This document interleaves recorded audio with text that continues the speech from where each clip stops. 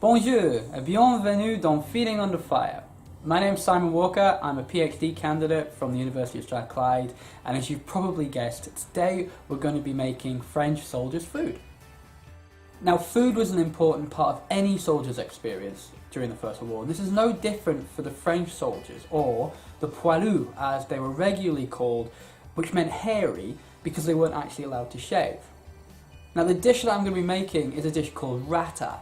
Now, there are various different versions of rata during the First World War, but I'm going to be making one of the most basic. So to make the rata, what we're going to need is some very simple ingredients. You need 1 kilogram of pre-cooked and cooled, very thickly sliced potatoes. You're going to need 1 onion, diced.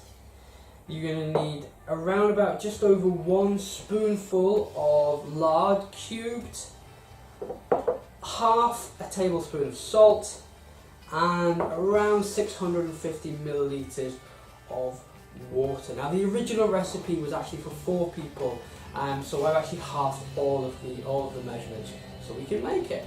Alright, let's cook it.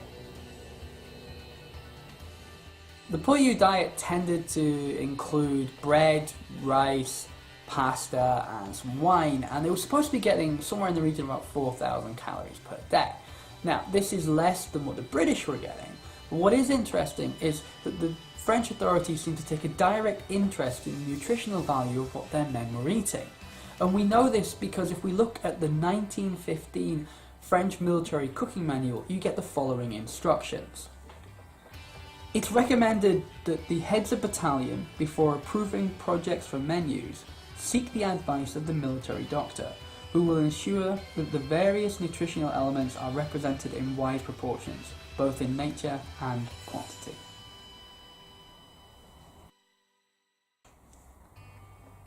So typical dishes included soupe grasse, which is a soup with beef dripping and vegetables, potage aux pâtes, which is a kind of soup with pasta, poté aux choux, which is a cabbage stew, and bœuf de conserve aux haricots, which is bully beef with beans.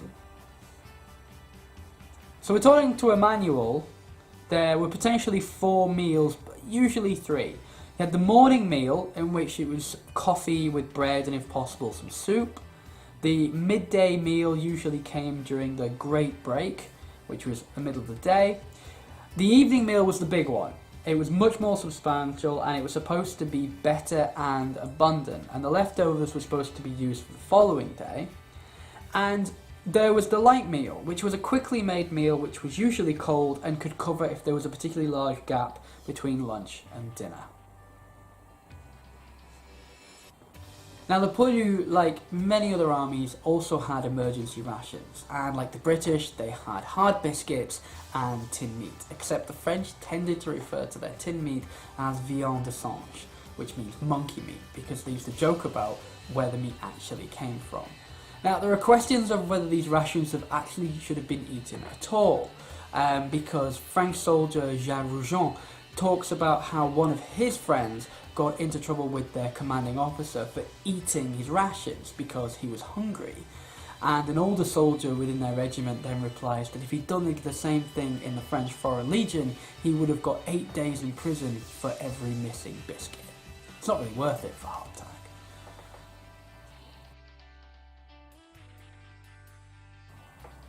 Now, within the accounts of soldiers, there is a lot of grumbling about the food, about the quality, about how much food they were getting, but it actually seems that it was not hunger that was the biggest problem, but thirst, and this is particularly evident in the account of Antoine Gaillet, who talks about the men being thirsty. He says, "So finally we had some replenishment. I had gone and got some water and a bucket of coffee, and I struggled to get to the end, and when I got to the end I could do no more, and I dropped the bucket on the ground, while the old men, the guys, they sucked the earth. So they were so thirsty. The thirst was so painful. It was worse than hunger." Now, what we need to do is cook it. So you need to put a pan on the oven and heat it up, and then put in all of your lard and then melt it. Next, you need to add in all your onions, and for about a minute you want to be stirring it around. Keep it moving. Don't let it burn. Next, add in your potatoes, and then add in 2/3 of the salt. Now start to spoon the lard over the potatoes. Make sure that everything is kind of covered and basted in the potatoes, and then add in all of your water. And now, very simply, we're just going to boil it and let it cook for simmering for about 15 minutes. And at the end, we taste it and add some salt and serve. Easy. Now, cooking in my kitchen is easy, but on the front line it's a completely different story.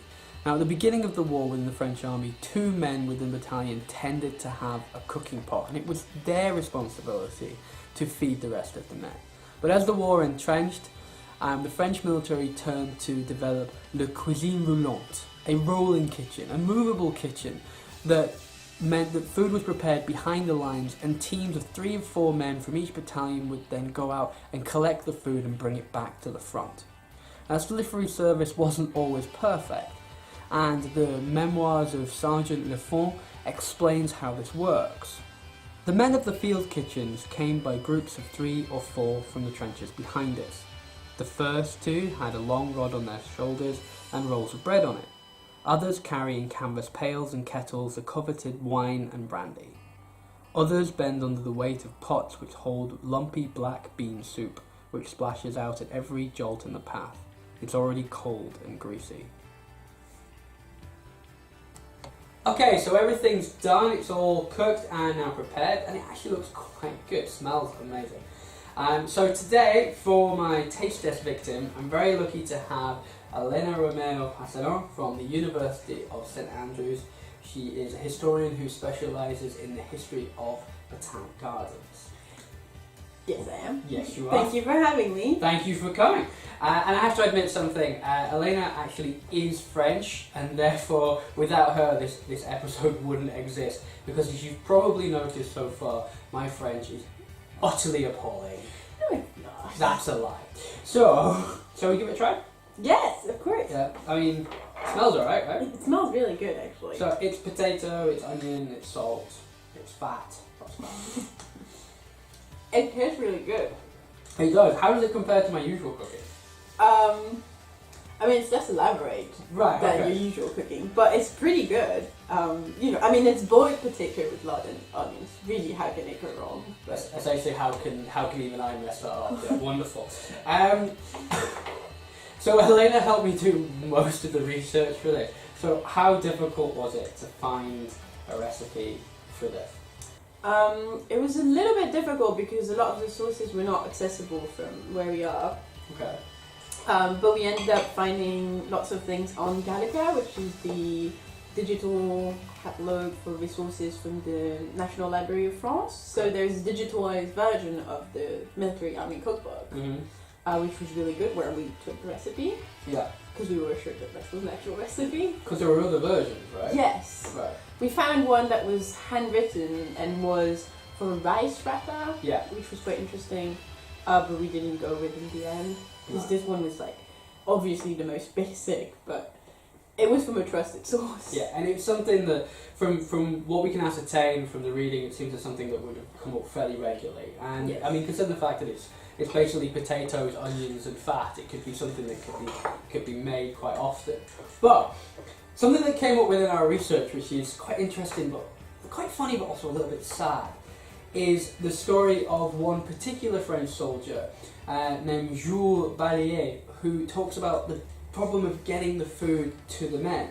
And Jules talks about how he would go away and how he would go and collect the food and bring it back. But in Jules' case, he actually ends up in the middle of a forest for somewhere in the region of 4 and 5 hours, running around in the dark, trying to find this rolling field kitchen which had hidden itself into a small cave, because obviously if it was in the open, it's more likely to get shelled. And so when he comes back to the front line, his mates are absolutely furious because he's not got any food. And the way that Jules described it is fairly hilarious, the idea of this guy running around in the dark, desperate to find the food, like somebody looking for a takeaway at 2:30 in the morning. But in truth, it actually counts that for that day they actually went without something to eat, which is quite sad. But now we have it in front of us, is it something that you would run around for 4 hours in the forest to find and eat? Run around for the forest at night. If it's the only thing you're going to have to eat that day, and you can't cook it yourself because at the first sign of light, the enemies across the field is going to shoot at you, then yeah, definitely. I mean, it's not bad food. I think probably definitely worth going back for. It's not a bad compliment for my cooking, then, really. Thank you very much. I would run through the forest for 4 hours. Well, okay, brilliant. Well, thank you very much for trying it. And you're welcome. Thank you it's very actually much really good. for doing all the research. And thank you for watching this episode of Feeding Under Fire. I hope you enjoyed it. Of all the recipes I've made so far, this is the one I'd probably recommend that you actually make. It's easy and it tastes quite good. And I look forward to seeing you next time. Thanks very much.